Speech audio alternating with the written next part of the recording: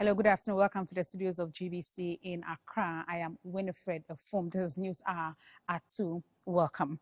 The Minister for Agriculture, Dr. Brian Acheampong, says government has released 100 million Ghana cedis to the National Food Buffer Stock Company for onward payment to suppliers. The amount, he says, represents 50% of the total 203 million cedis owed some suppliers. The Agric Minister on Tuesday briefed Parliament on the challenges currently faced by NAFCO and the resultant picketing of some food suppliers at its premises for the past 2 weeks. Dr. Brian Acheampong also promised that the rest of the money owed suppliers will be paid in a month's time. The Speaker of Parliament, Mr. Alban Bagbin, last Friday directed the Business Committee to program ministers responsible for finance, education and food and agriculture to apprise the House of the supposed challenges at NAFCO. Speaker of Parliament, Mr. Alban Bagbin, however, was not present during proceedings on Tuesday. Mr. Speaker, currently, buffer stock owes its suppliers about 203 million Ghana cedis. Mr. Speaker, since 2017, buffer stock has done big business with the suppliers to the tune of 2.7 billion Ghana cedis. In 2017, it was 81.1 million. 2018, 296 million. 2019, 441 million. 2020, 467 million. 2021, 692 million. 2022, 726 million. Mr. Speaker, buffer stock has made payments in respect of 2017, 2018, 2019, 2020, 2021 in full. Mr. Speaker, in 2022, of the 726,617,881 Ghana cedis, 500 million cedis has been paid to the suppliers. We still owe suppliers a little north of 203 million Ghana cedis. Such release, Mr. Speaker, we've sent to finance, and last week we received 100 million, which is 50% of what is due the suppliers. We have transferred same through the processes to buffer stock. We're hoping that, Mr. Speaker, by the midweek this week, that 50% will be sent to suppliers. Mr. Speaker, I have also assured the suppliers that by the 17th of August, as we commence the payment of the 50%, 17th of July, by the 17th of August, the remaining 50% will be paid. Meanwhile, minority MPs boycotted Parliament for the 4th time in a row in support of the Member of Parliament for Assin North, Mr. James Gyakye Quayson, for the 4th time. Members of the caucus disclosed their decision to boycott parliamentary business on Mr. Quayson's trial days when he was sworn in on July 4. Their actions have since hindered parliamentary proceedings, with the Speaker, Mr. Alban Bagbin, describing the action as going against the standing orders of the House. Members of the public, including some legislators, have also expressed dissatisfaction with the continuous absence of the caucus from Parliament to show solidarity with their colleague who is facing criminal prosecution.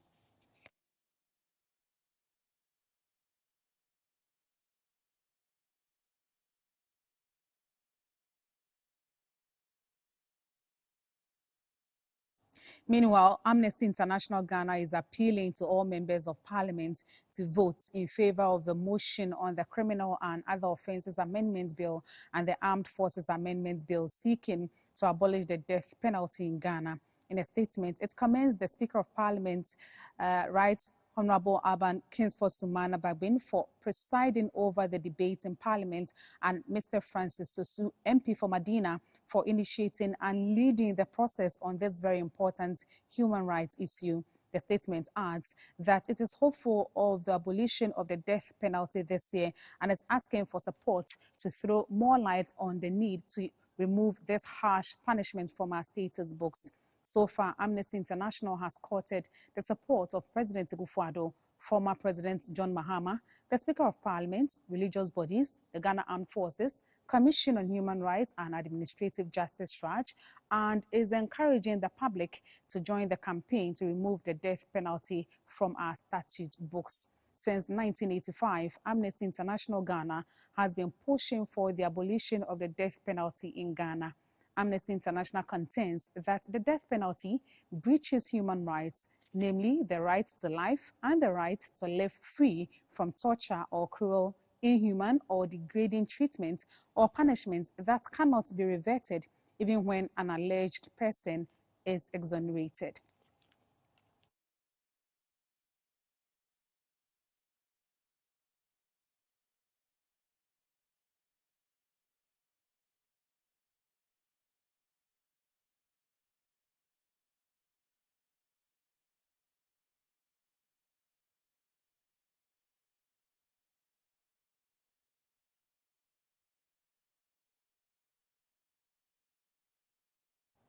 About 50 selected maize farmers from Etrima Kwanwoma district in Ashanti have attended a day's field trip at Dida, a farming community. The trip by the farmers was meant to assess the impact of judicious application of fertilizer projects on maize cultivation.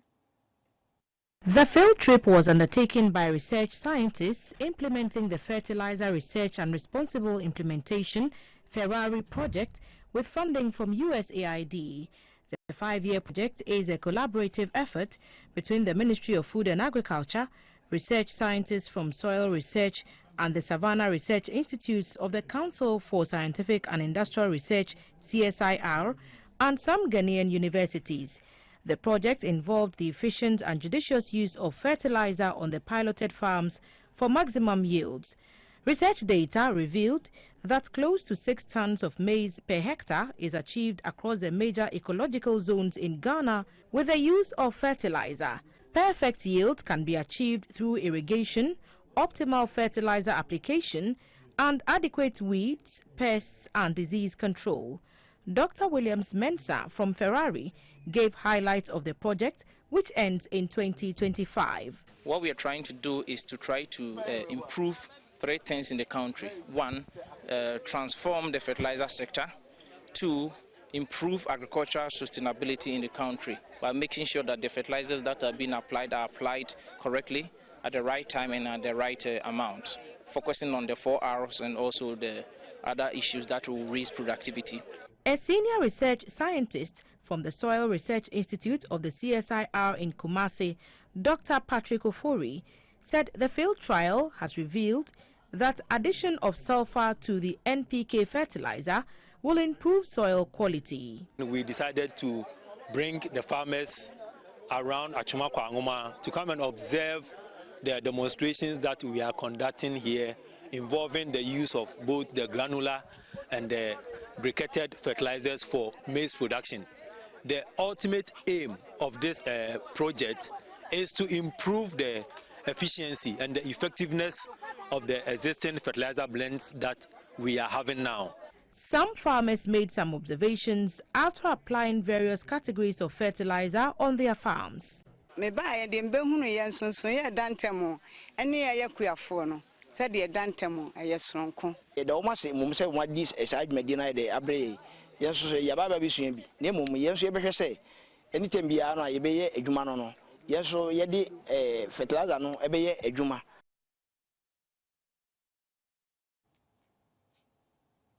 This year's celebration of the World PR Day is focusing on harnessing the power of public relations and recognizing its relevance in today's interconnected world.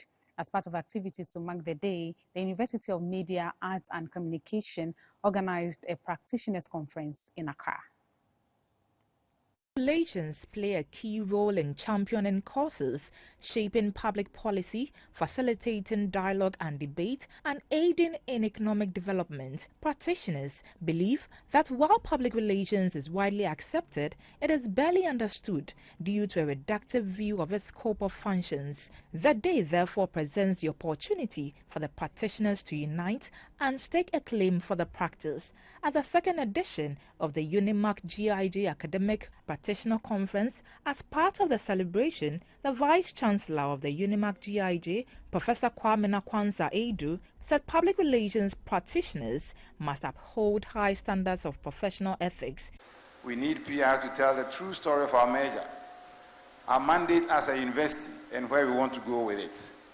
We need PR to help tell the story of the distinctive areas of specialization that exist in the 3 constituent institutions. We need PR to help communicate our vision and aspiration to our publics.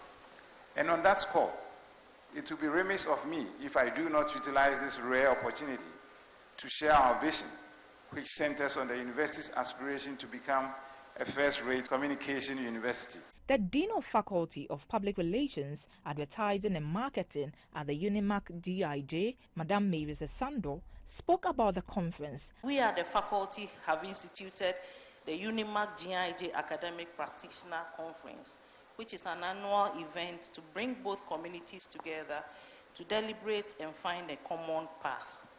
We envisage that this will benefit the 2 communities and our students in various ways.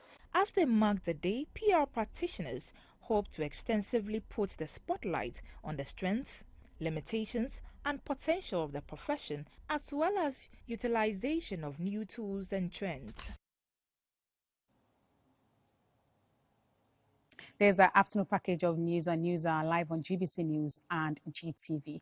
A private member's bill sponsored by MP for Madina, Mr. Francis Soso, is seeking to amend the Criminal Offences Act to abolish the death penalty and replace same with life imprisonment and reform the criminal justice system to meet the needs of emerging societies. In Parliament last week, during the discussion of the amendment bill, the legislators raised varying opinions on the abolishment of the death penalty. Lawyer Martin Pebo is with me in the studio to give us much more insight about this ongoing discussion on the death penalty. Good afternoon, sir, and thank you so much for joining us.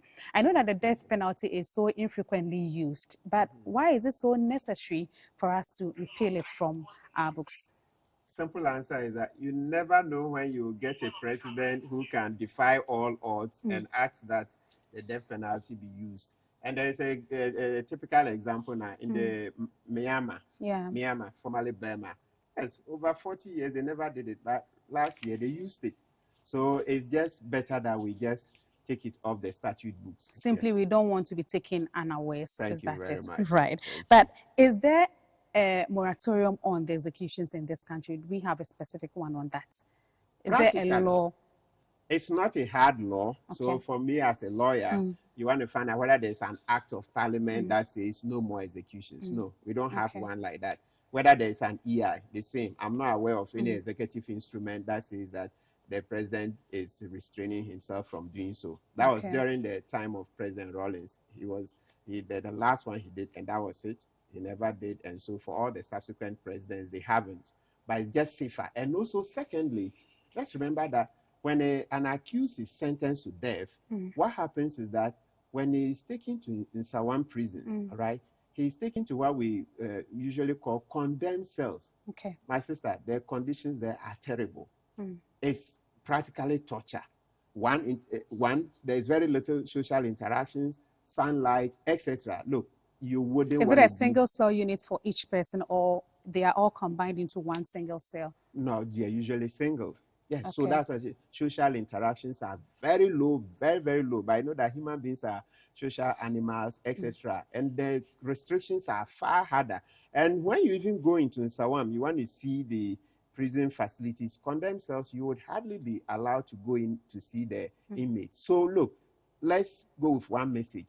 The condemned cells are practically torture. Our fellow brothers and sisters are being tortured. Yes, I understand people have lost their loved ones here and there. Yes, we commiserate to families, but the Bible itself says two wrongs don't make a right. All right. So please educate us. When the judge gives that sentence of a death penalty, what happens from there? Is the person going into that condemned unit as you are talking for life, or there is a time where you bring them out to face other...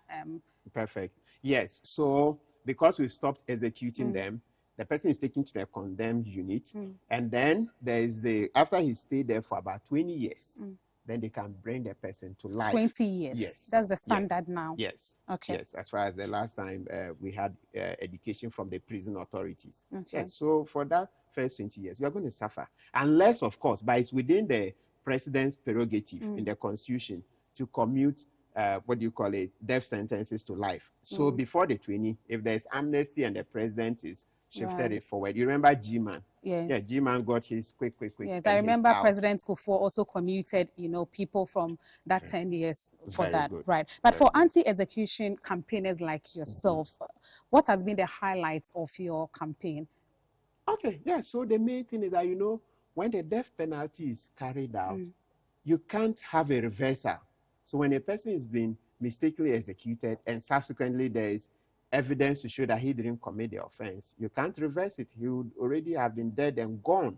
And let's say, you see, our criminal justice system, there's still, we are not able to do a lot of the forensics that should be done. So when we talk about forensics, so being able to use DNA, use more chemicals. Yes, the narcotic cases is compulsory. Before you convict somebody for narcotics, they would have done the test and the rest. But I'm talking about the other offenses where it's not compulsory.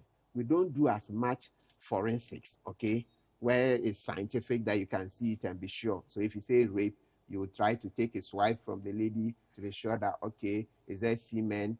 Did the guy deposit semen? I'm not saying every time they will be, but apart from semen, are there other ways they could do to find his DNA on the lady? It's not compulsory. So what I'm saying is that here, chances that innocent people are being convicted will be higher than America. In America, there's this project they call the Innocent Project. They did it so far. Over 300 persons have been found to have been innocent, people who were convicted. This 300 I'm even mentioned, that was more than 5 years ago. I'm not up to date. So I'm sure by now the figures have gone far up.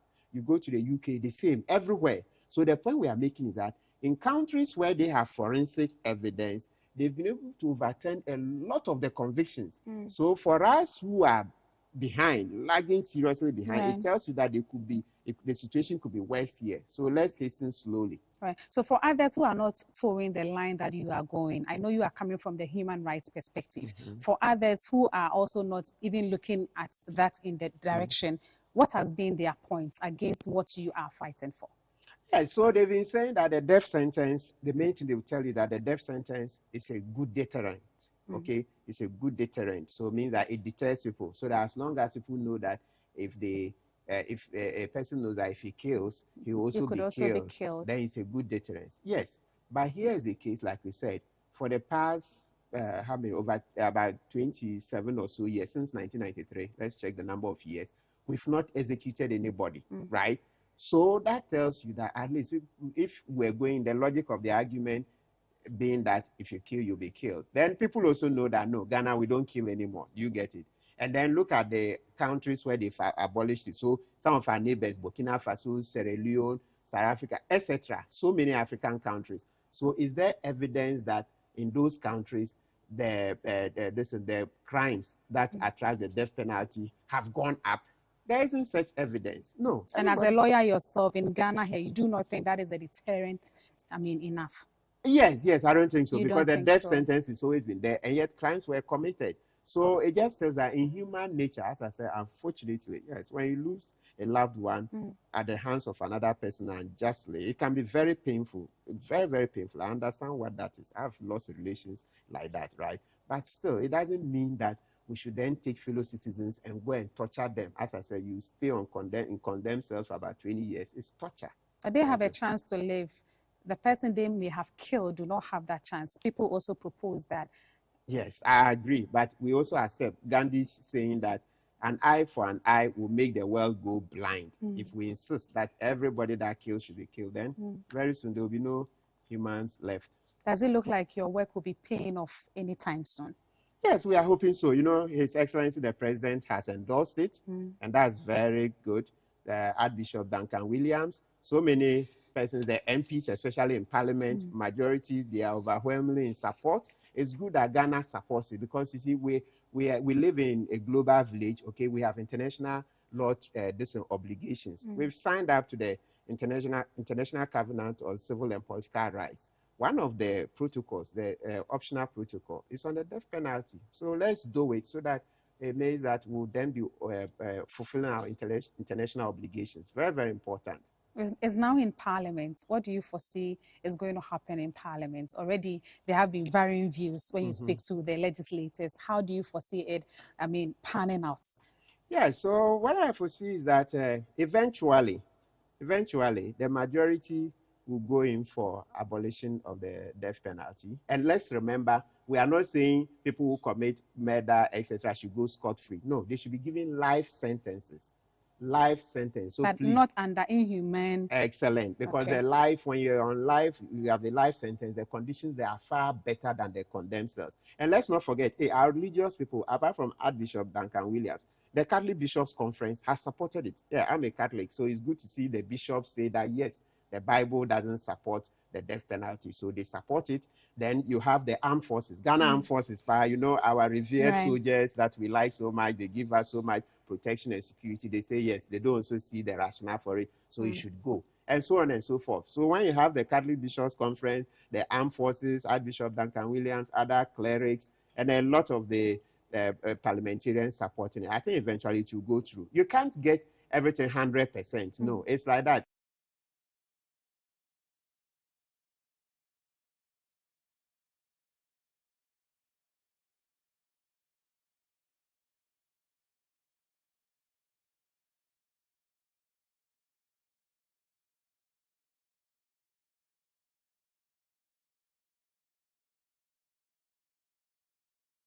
To convince somebody to go your way, what would you tell the person? Okay, so we'll repeat that. Our bishops, you see, I'm not a man of God, right? The bishops who know the Bible so well, they've looked into it and they say, please, the death penalty should go. So if the person is Christian, I say, listen to your bishops, right? Yes, they know the Bible better than you and I, and they say it should go. Number two, as you said, currently we don't execute them, but rather we torture them for 20 years before we then move them to life imprisonment. That's assuming a president doesn't pardon the person before the 20 years, right? Yeah, so it's just not good. Torture, no, you don't torture a human being like that. The conditions are so deplorable. So I beg those who are still against that, no, these are fellow human beings. Sometimes, yes, mistakes happen. You've lost loved ones, but please, an eye for an eye will make the world go blind. So let's go. Let's go. An eye for an eye will let the world go blind. So let it go. Is that it? Yes. Thank you so much for your time. Unless you have any other thing to add to it. That's it. Thank you so much. Lawyer Martin Kpebu has been with us this afternoon to talk about the status of the death penalty. Thank you so much, lawyer. This is still news at 2. We will be back shortly. Please stay with us.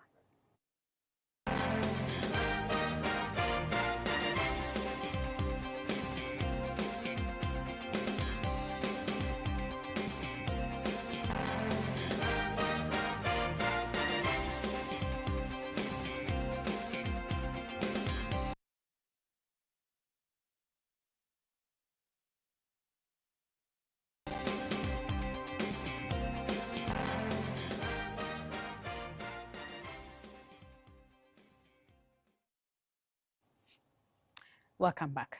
The president of the Design and Technology Institute, DTI, Madam Constance Swanika, has indicated that for graduates to meet the expectations of industries, there is a need to make the curriculum an agile one to be at par with the needs of industries. She said this will address the huge skills mismatch and create room for industries to open up for internship in the world of work. She made these remarks in an exclusive interview with GBC News at the annual National Precision Quality Conference in Accra.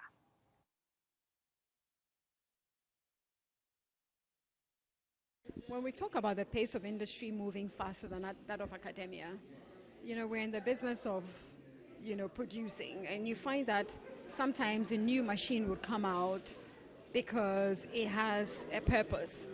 And so it's a very agile environment, but you find that sometimes by the time graduates come out, they don't meet the expectations of industry.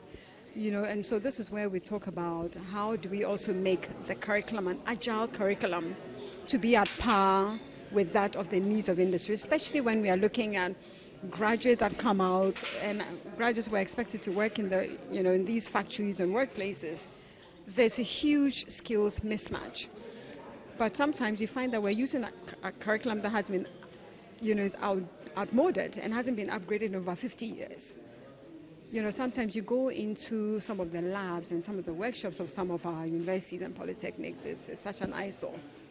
Even though the government is making a lot of strides in TVET, we find that the gap is so wide that there's a greater need for industry to collaborate. As a citizen of Ghana, I'm very proud that, I've taken this initiative to really drive the conversation around the need to empower young people with jobs. We'll sit at home and say that, I've sat at home for 2-3 years, I can't find a job. For me, that is not an option. That it's time we stop sitting on the fence and complaining, but how do we drive important conversations so that we don't have graduates that will continue to come out and won't find jobs. And so for me, I'm very pleased.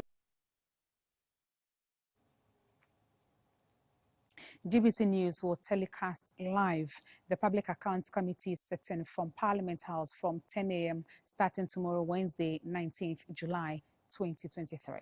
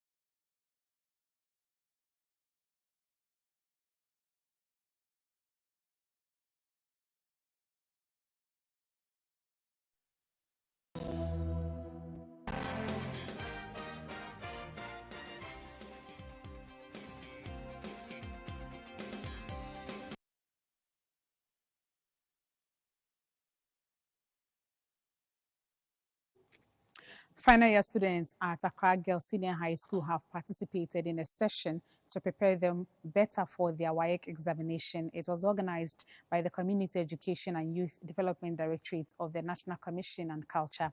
The session is to help the students excel in their general knowledge in arts examination. It places emphasis on the practical application to deepen their understanding and practical skills in various art forms.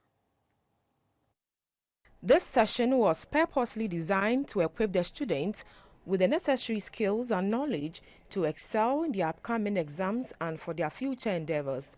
The National Commission on Culture believes that art is not just a means of self-expression, but also a powerful tool for personal growth and development. For the two-day session, the facilitators will guide them through a diverse range of artistic disciplines.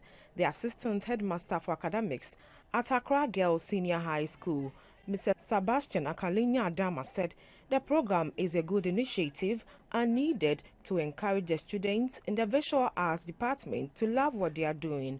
This is an area they think that is a male-dominant area.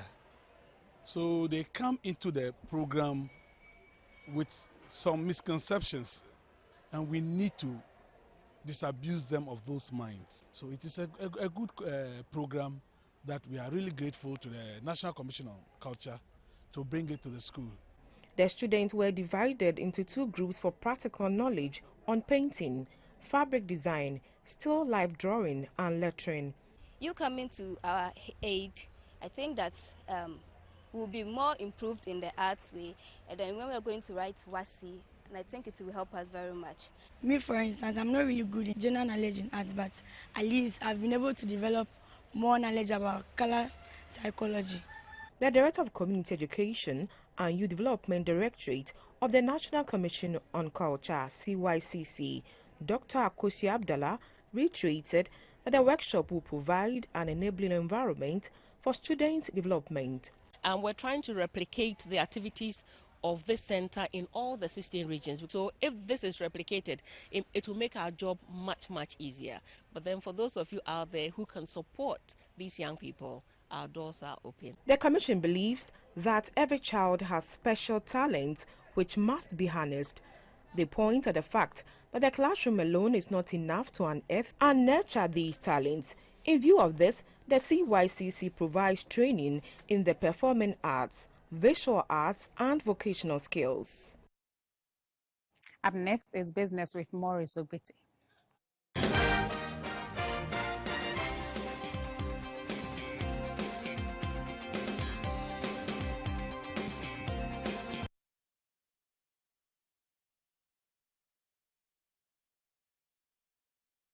There are strong women whose stories teach us perseverance, logic, decisiveness and self-confidence. Being strong is not just about physical abilities, but also emotional, intellectual and mental strength. Women's Voice is a platform to hear and share stories to encourage women and girls. Women are the real architects of society. It is they who provide the foundation of power, grace, wisdom, justice, creativity and hope. Join us live every Monday at 4 p.m. on GBC News and GTV, Wednesdays live at 4 p.m. on GBC News and a repeat on Saturdays at 4 p.m. on GBC News and Sundays at 3 p.m. also on GBC News. Women's Voice. No one can make you inferior without your consent.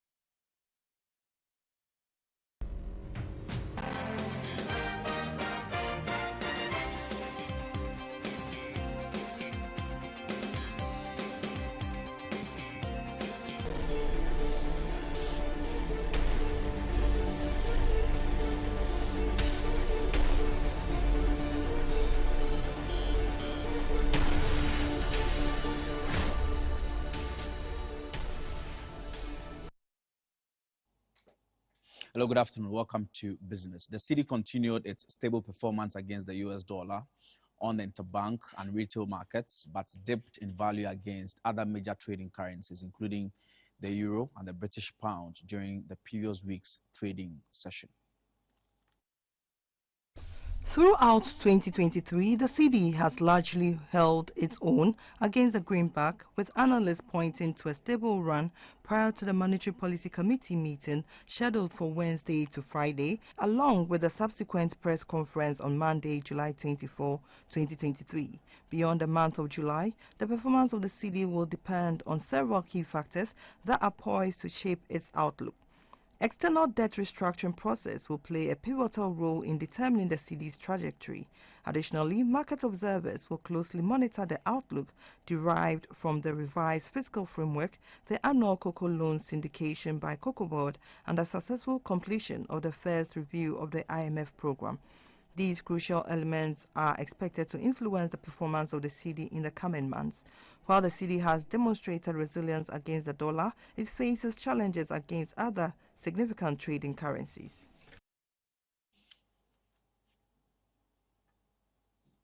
Now, museums are among the most visited locations, with the world's top 100 arts museums attracting 71 million visitors in 2021. With a large number of these artifacts emanating from Africa, most Africans believe the return of stolen artifacts during the colonial era would boost tourism in the museums of many African economies. The stolen goods are part of our heritage. They are part of our story. And so it's as if there's an amputation that has happened that needs to be restored. Beyond the economic benefit, there's also an emotional and restoration connection with these artifacts. Some know exactly some of the things that have been taken, but it will be difficult for any particular country to list all the things that they have, because these are things that were not taken when we were born, after we were born. They were taken before we were born. Some taken, those who are older know some of the history. So It is only when you go to museums and you find them labeled that this is from, for example, Aflau, this is from the people of Benin or of Nigeria or of Togo, that you know that this belongs to your people. Let's go to Interbank Forex Market and bring you updates on how the city is performing.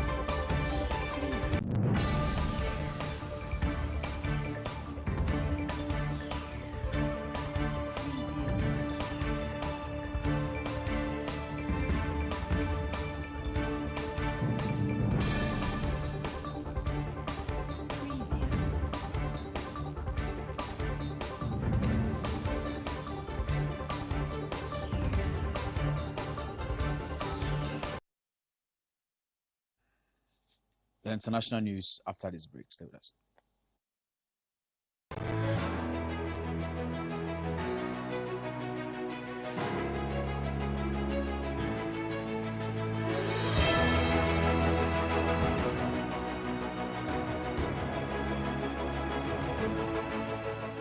GBC at 88, the authentic and trusted voice of Ghana.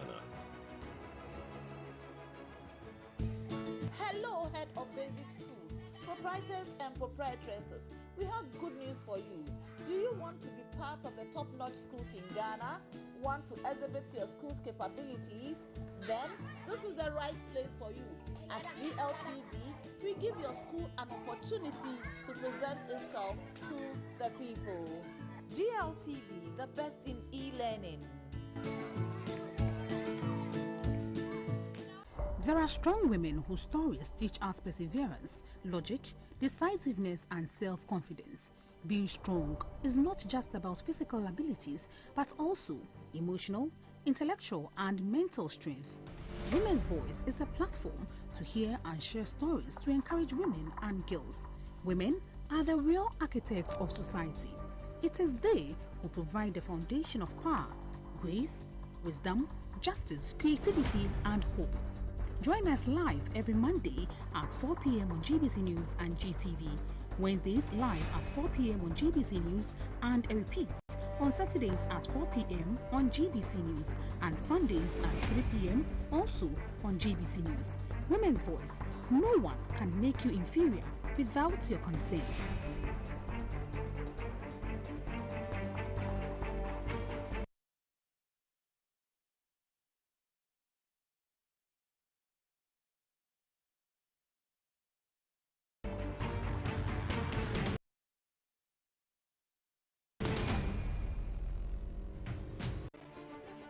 In every land and climb, there are motivators, leaders, bellwethers. They inspire and have attained eminence in their field. Courageously, they braved all odds to follow their dream and make a mark, all in an effort to protect our nation and make the world a better place. Every Monday at 8:15 p.m., GBC News shares intriguing stories of our legends when we give them the platform for the highs and lows and the Eureka moments of pride. Make a date this and every Monday for our icons on Legends of Our Time at 8:15 p.m. to 9:15 p.m. on GBC News, and a repeat on Sundays 6 p.m. GBC News and Thursday at 4 p.m. on GTV. Our legends, they light up our world and make us proud with their hard work.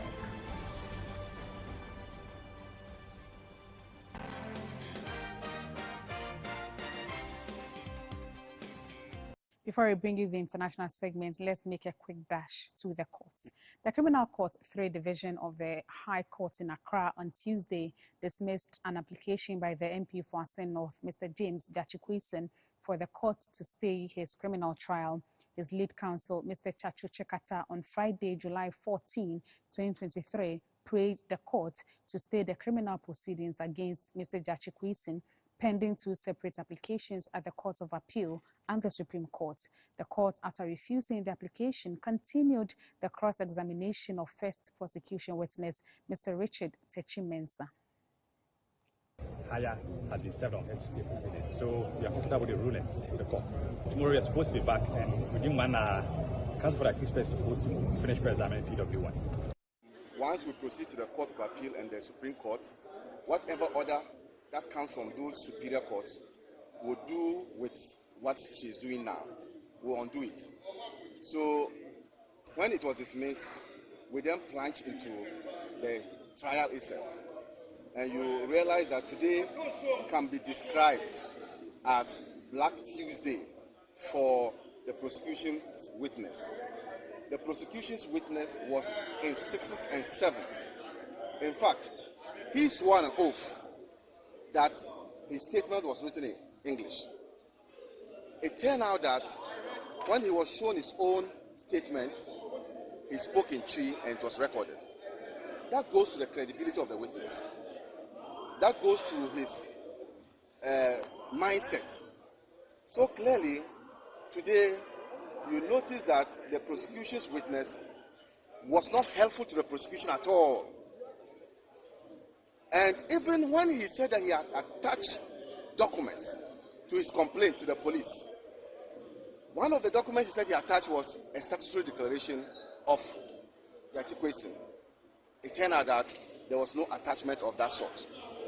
So clearly, the interpretation is that today, the prosecution's own witness statement has been thrown to the.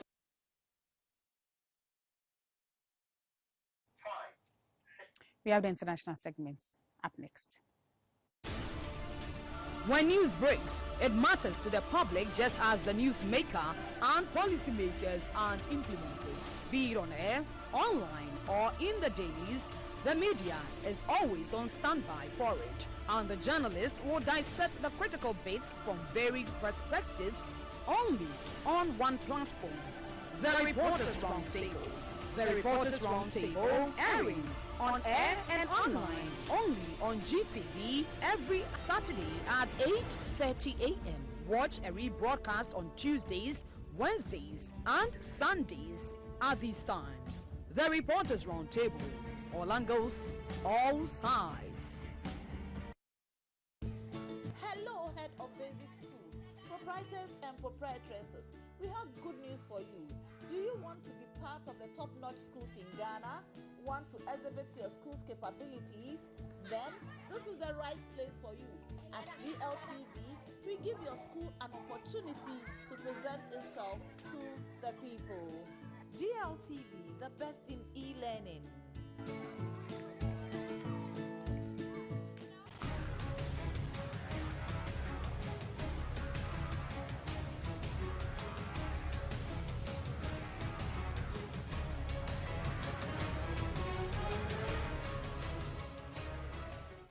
Nigeria is gearing up to stop the spread of anthrax after cases were reported at a livestock farm northwest of the capital, Abuja.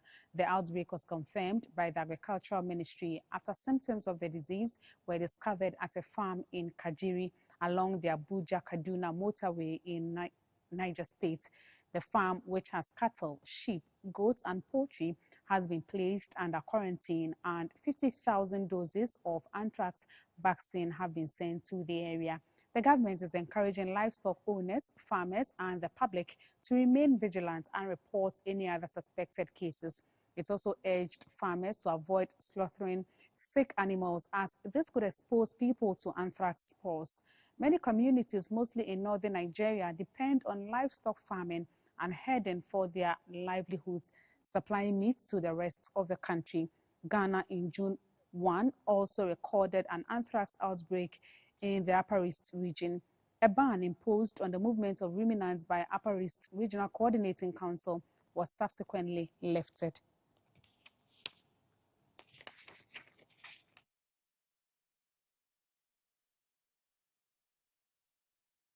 The paramilitary force fighting against the army in Sudan has taken control of a town in South Darfur with further reports of human rights abuses, looting and destroying government buildings and markets. Clashes between the Rapid Support Forces, RSF, and the army have forced several thousand families to flee the town of Kars. Since the war broke out in mid-April, non-Arab communities across Darfur have been targeted by the RSF and allied Arab militias. Heavy fighting is continuing in the capital, Khartoum, and several other areas as regional and international mediation efforts continue to end the conflict. A similar pattern of ethnic violence took place 2 decades ago when militias were deployed to crush a rebellion. That war left around 300,000 people dead.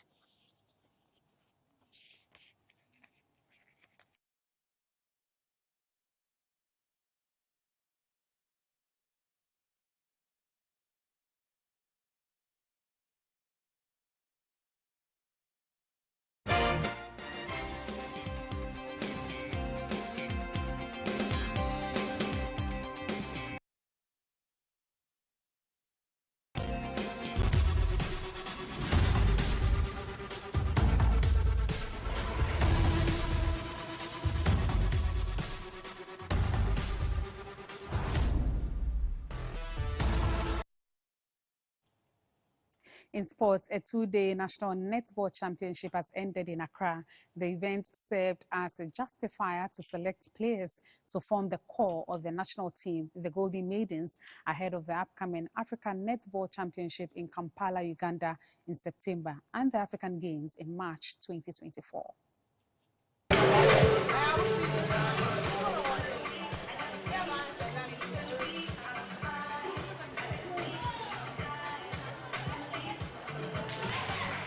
7 teams participated in the 2-day national championship at the tennis courts of the Accra Sports Stadium. The aim of the championship was to select players to form the core of the national team for the upcoming African Games in March 2024.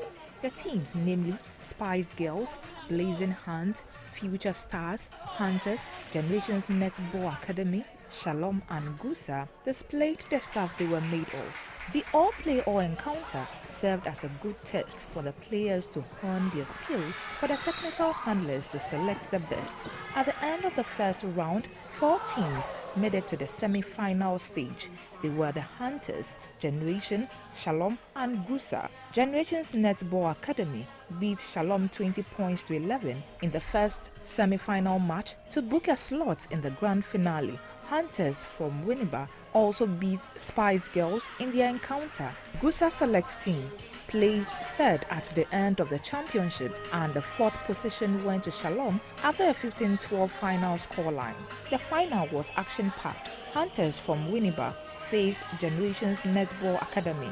Generations made the best out of the opportunities and carried the day 10 goals to 6. Despite losing the game, officials adjudged Zita Mensah from Hunters Winneba as the best shooter. President of the Netball Federation of Ghana, Reverend Emmanuel Nikwe, praised the ladies for their efforts. Majority show glimpses of skills that we require in the national team, but there's a lot of work we have to do in terms of the technical aspect, that is the rules of the game. When we go to camp, we will have to work on that. Tactics, we have to work on that. The General Secretary of the Netball Federation of Ghana, Mr. Ernest Nana Owusu, said getting more playing time will help develop the sport in the country. We have realized a great display of netball skills. Ghana has come of age, and all the teams that came performed creditably, which means that picking the best from the various clubs, Ghana can form a very great netball team, that is the national team Golden Maidens, to compete with any African country come March 2024. Next for the Federation is National Camping Exercise in August to prepare for the upcoming African Netball Championship in September in Kampala, Uganda, then a tour of Cote d'Ivoire in November before wrapping up the year with the hosting of a four-nation tournament in Accra. The Ghana Olympic Committee (GOC) sponsored the championship. Some personalities that graced the occasion included the President of Women in Sport Association, WISA, Madame Gloria Commodore, the President of Women's Sports Association of Ghana, WOSPAG, Mrs. Joyce Mahama, and the Chief Executive of Ghana Athletics, Mr. Bawa Fusaini, among others. Australia-born Ghanaian young star Jacob Thomas Griffiths is targeting a call-up to the senior national team, the Black Stars, to fulfill his long-anticipated dreams. Griffiths was one of the first patrons of the newly renovated Kwame Nkrumah Mausoleum. GBC News caught up with him after the family tour. He is currently eyeing the Black Stars call-up, hoping for an invitation from the selectors. I want to learn further with my roots. I want to start speaking Tree because I only know so much, and I just want to keep growing my language and my knowledge about this country. So yeah, born in Australia, and the Australian national team is okay, and Ghana, perfect. I love them. I love watching their games. They're very inspirational. I would most definitely like to play for the Black Stars if I had the chance. So yeah, that's with my mum. She will have to make the decision on whether, but we'll have to discuss it. But I mean, yeah, I would love to play for the Black Stars. The team that I play in Australia is called Inglewood United. It's a small club. It's set in this Inglewood. We play in the National Premier League, MPL League. I play for the junior under-13s side. Griffiths also spoke about his favorite Ghanaian players. Partier is probably my favorite player. He's playing in the same position that I usually play in, and I just like his style of play. And there's plus many other nationalities I like to see play, but Partier is probably one of my favorite Ghanaian players, but I also like Michael Essien. Yeah, he is a great player. Up next is the art and entertainment segments.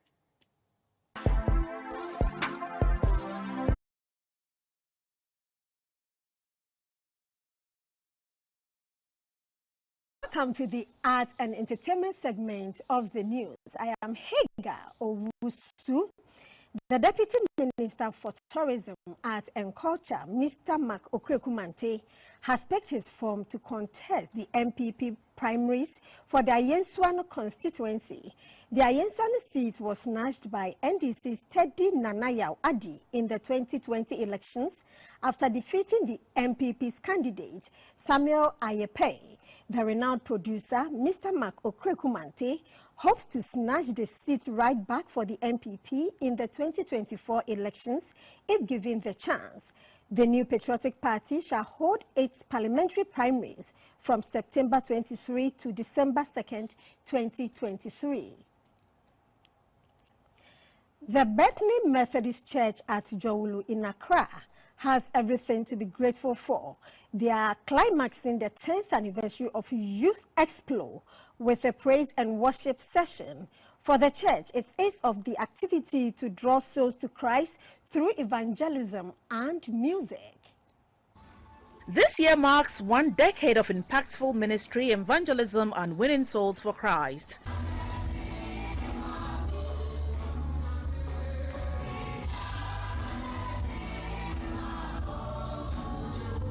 Many came from diverse backgrounds to the Bethany Methodist Church Hall in Accra for a good serving of exceptional band performances of gospel music. The voices of praise from the Presbyterian Church sets the tone for the night with a rendition of some soothing gospel song hits from the 80s.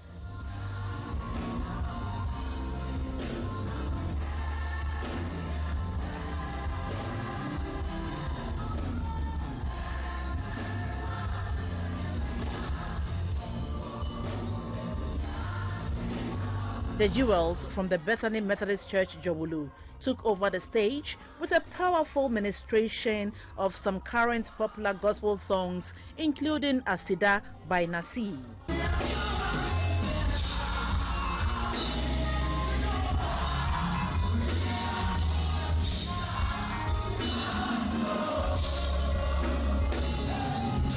gospel artist Yaweson captured the hearts of the audience with his unique gospel reggae performance.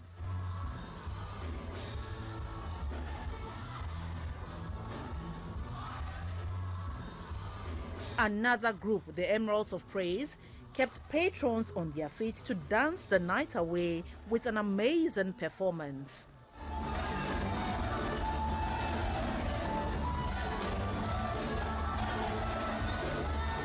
The audience went into wild cheers and deafening applause when headline artist of the night, Daughters of Glorious Jesus, mounted the stage. For close to 2 hours, the Evergreen Trio served patrons some of their timeless hit songs, including Mebo Wudinda, Bebre, and Wutabanasi.